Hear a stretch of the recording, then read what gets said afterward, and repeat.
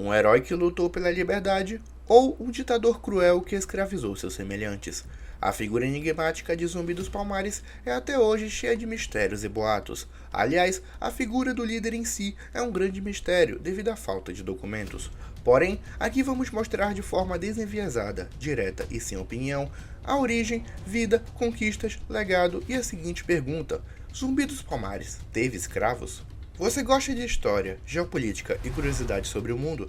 Então já peço que inscreva-se no canal, deixe o like para ajudar no algoritmo, ative o sininho de notificações e siga a página no Instagram. As fontes aqui utilizadas estão na descrição do vídeo. Sem mais delongas, vamos ao vídeo.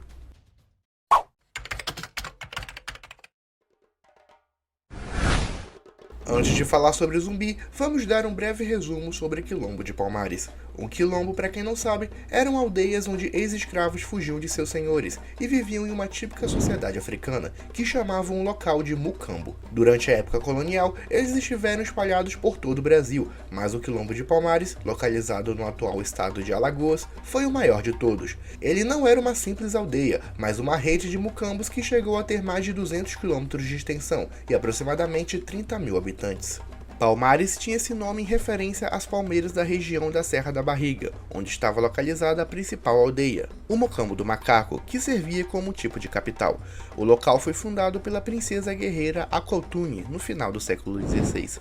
Ela teria sido parte da nobreza do antigo Reino do Congo, mas acabou sendo vendida e escravizada pelos portugueses. Ela fundou Palmares inicialmente apenas com algumas dezenas de ex-escravizados de Pernambuco e da Bahia, conhecido pelos habitantes como Angola Janga. Com o passar do tempo, o quilombo só foi crescendo e se tornou o maior refúgio de ex-escravizados de todo o Brasil. Durou mais de 100 anos e teve vários líderes, mas um em especial foi o mais conhecido e enigmático, e falaremos dele agora.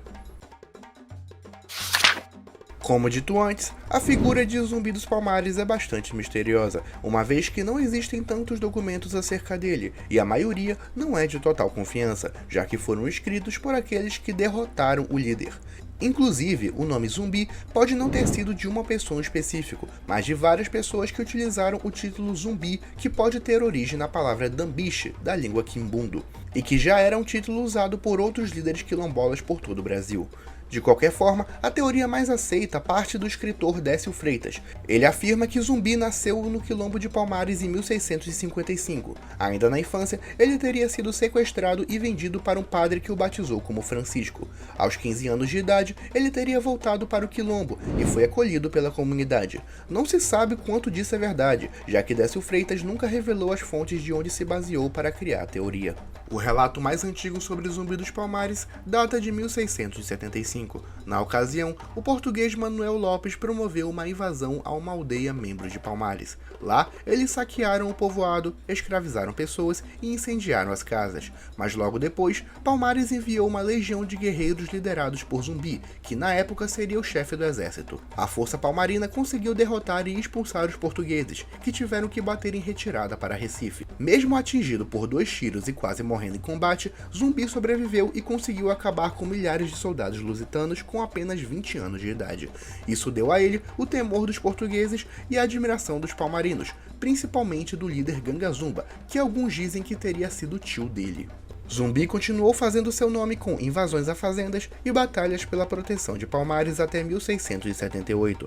Nesse ano, o governador da capitania de Pernambuco ofereceu um acordo de paz para Gangazumba, onde, em troca do reconhecimento da liberdade dos palmarinos e a soberania do reino, os palmarinos teriam que entregar os habitantes que haviam chegado ali fugidos de seus donos, além de não dar mais refúgios aos escravos fugidos.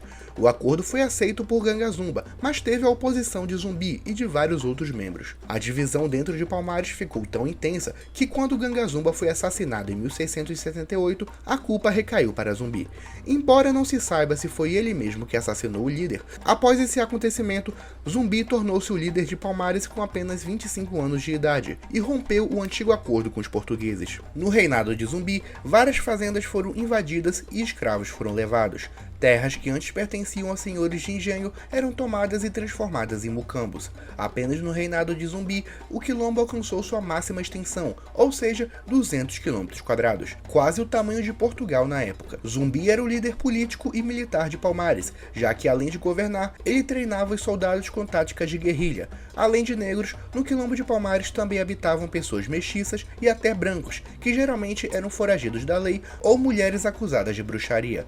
Apesar de, sem dúvida alguma, Zumbi ter levado o quilombo a ser temido por todo o nordeste da colônia, hoje em dia há uma pergunta que muitos fazem sobre o líder. Vamos agora para o principal e mais polêmico boato sobre Zumbi dos Palmares. Ele possuía escravos? Bem, vamos por partes. Como já dito antes, as fontes sobre Zumbi e o quilombo são bem escassas, uma vez que os africanos não tinham costume da escrita, mas sim da oralidade. A maioria dos relatos são de sobreviventes e de poucos brancos que visitaram o reino. Segundo as fontes, o lugar era um típico estado africano, ou seja, lá havia um líder, que era um tipo de rei, um conselho de chefes, que servia como um parlamento, guerreiros, sacerdotes, súditos e, claro, escravos, como já era de costume entre os povos da África. No entanto, a escravidão na maioria dos povos da África era diferente daquela que estamos acostumados a ouvir.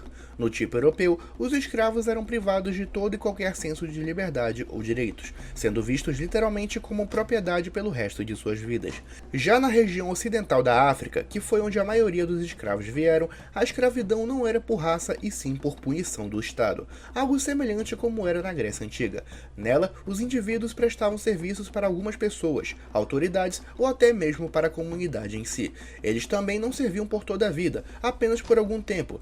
Em alguns casos, eles ainda tinham o direito de ter sua terra, se casar e ter filhos. Além disso, não podiam ser vendidos, já que não eram vistos como propriedades. Mas como isso explica o fato dos europeus terem comprado pessoas através de reis africanos? Bom, em resumo, quando os europeus chegaram na África, o primeiro tipo de contato com os nativos foi pelo comércio.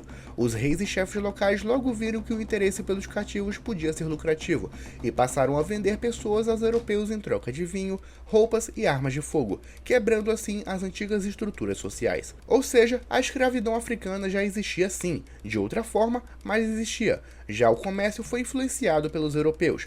Vale lembrar também que nem todos os povos aderiram a esse comércio. Agora, esquecendo um pouco da África e voltando para o Brasil, considerando que os povos que conformavam o quilombo vinham da África Ocidental e viviam numa sociedade tradicionalista africana, é provável que o Zumbi tenha praticado a escravidão por punição, que, lembrando, geralmente era dada a pessoas que cometiam algum crime e não era para sempre. Lembrando também que existe o fato da terra ser algo coletivo nas sociedades africanas, ou seja, todos tinham direitos iguais sobre ela. Se uma pessoa fosse escravizada por punição e trabalhasse na terra, ela não estaria trabalhando por alguém específico, mas sim por toda a comunidade. Em resumo, é provável que Zumbi praticasse a escravidão do modo africano, mas não possuía escravos como propriedade. Ainda assim, isso não deve ser apontado como verdade absoluta, já que não se sabe exatamente como era a vida em Palmares, e tudo que foi dito é baseado em como funcionava a prática no estilo africano. Decidir se ele era um escravocrata ou não vai caber a você através dos comentários desse vídeo. A partir de 1692, a guerra de portugueses e palmarinos estava cada dia se intensificando. Com o uso de canhões e a força militar de soldados do sul e sudeste, o quilombo foi perdendo forças e aldeias ao decorrer dos anos. Em 1694, as forças comandadas pelos portugueses Domingos Jorge Velho e Bernardo Vieira de Melo conseguiram invadir o Mocambo do Macaco e destruir o centro de poder de Palmares. Embora ferido, Zumbi conseguiu fugir com alguns seguidores e soldados e se esconder nas matas da Serra da Barriga. Porém, após quase um ano, em 20 de novembro de 1695, Zumbi teve seu esconderijo denunciado pelo antigo companheiro Antônio Soares, que foi torturado para que confessasse a verdade. Ele foi baleado pelas forças do capitão Furtado de Mendonça aos 40 anos de idade. Pouco depois, seu corpo teve a cabeça cortada e exibida em Recife até sua total decomposição. Mesmo com a morte do líder quilombola, vários movimentos armados e quilombos continuaram a existir por todo o Brasil, inspirados na liderança e legado de Zumbi dos Palmares. Em 1995, a data de sua morte foi usada para criar o Dia da Consciência Negra, sendo oficializado em 2003 e hoje é comemorado em todo o Brasil, como uma homenagem à comunidade negra e à importância da cultura africana em todo o país. Ainda com isso, hoje se discute muito se Zumbi foi um herói ou vilão. No final das contas, é você quem decide acreditar ou não. Como já dito antes, um herói pela liberdade ou um ditador cruel e escravocrata? Coloque nos comentários. Não se esqueça de deixar o like, se inscrever no canal e ativar o sininho de notificações, que isso ajuda muito no crescimento. Siga a página no Instagram, que tem sempre novidades por lá, e as fontes utilizadas no vídeo estão aqui na descrição. Sem mais delongas, me despeço e valeu!